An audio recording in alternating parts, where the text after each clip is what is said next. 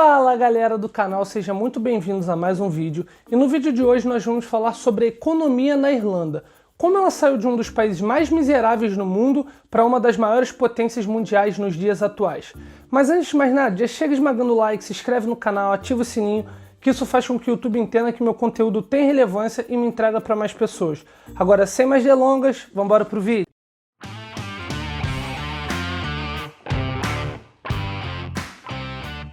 Durante longos anos, a Irlanda foi um país que conviveu com desemprego, com a fome, tragédias, pobreza em níveis extremos, até que em 1990 as coisas começaram a mudar. Mas antes de entrarmos no momento de glória do país, vamos voltar um pouco na linha do tempo. Em 1922, antes da sua independência, a Irlanda era dividida entre os nacionalistas e aqueles que não queriam se separar da Inglaterra.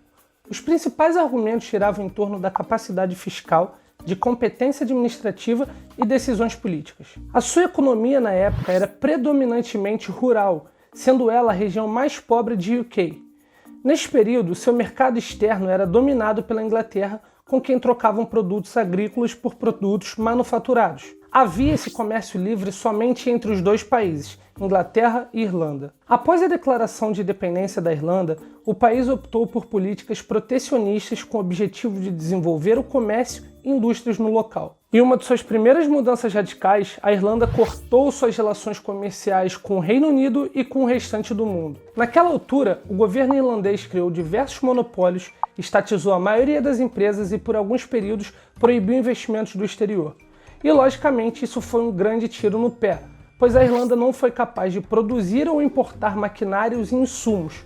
Isso gerou uma enorme crise no país. Pelo fato do país não conter tecnologia e tão pouco financiamento para se desenvolver, a indústria também não se desenvolveu. Ou seja, esse tipo de governo protecionista instaurou uma grande crise financeira e intensificou um colapso social que acontecia naquele momento na Irlanda. E esse colapso social se arrastaria por longos e longos anos. Com o passar dos anos, o governo foi flexibilizando suas políticas, mas nada muito significativo. Em 1957, a Irlanda e o Reino Unido voltaram a realizar um acordo de livre mercado. Poucos anos depois, em 1973, a Irlanda aderiu à Comunidade Econômica Europeia e entrou para o grupo que conhecemos hoje como União Europeia. Contudo, mesmo após essas pequenas mudanças, a Irlanda seguia com graves problemas econômicos. Afinal, além do histórico de décadas de políticas anti-mercado, qual empresa iria investir em um país com alta burocracia, impostos altíssimos, leis trabalhistas inflexíveis, sem segurança jurídica e estrutural? O cenário aqui na Irlanda era caótico. Para você ter uma ideia, em 1980 ocorreram 3 eleições no período de 8 meses. A taxa de desemprego batia na porta de quase 20%. Então, o governo irlandês à época resolveu agir e reduzir os impostos sobre as empresas. Porém, como já sabemos, quando uma corda está esticada, ela sempre arrebenta para o lado mais fraco. Nesse caso, o lado mais fraco era o dos trabalhadores. Todo o peso dos impostos recaiu para a folha salarial, chegando ao valor de 60%. Ou seja, se você recebesse 1.000, você teria que deixar 600 para o governo. E flexibilizar esses tipos de empresa acabou sendo um segundo tiro no pé, porque grandes escritórios não tinham a pretensão de abrir os seus negócios aqui, e os poucos que abriram pequenos escritórios, poucas salas com poucos funcionários. E finalmente, no final da década de 80, a Irlanda começa a sua virada de chave e ela começa a implementar certas mudanças nas leis trabalhistas, administrativas e tributárias no país. O governo então resolveu tirar um pouco do peso do Estado e resolveu deixar um livre mercado para as pessoas que tivessem vontade de investir e empreender. E finalmente, com essas mudanças, começaram as coisas a surtir efeito. De 1987 a 2002, a taxa de desemprego caiu de 18% para 4%. As empresas que antes não tinham interesse de vir para cá começaram a vir em peso, atraídas pela baixa carga tributária e uma projeção de um futuro bom. Com isso, começaram a vir grandes empresas como hoje nós temos aqui Google, Apple, Facebook, Intel, dentre outras milhões de empresas gigantescas no mundo inteiro.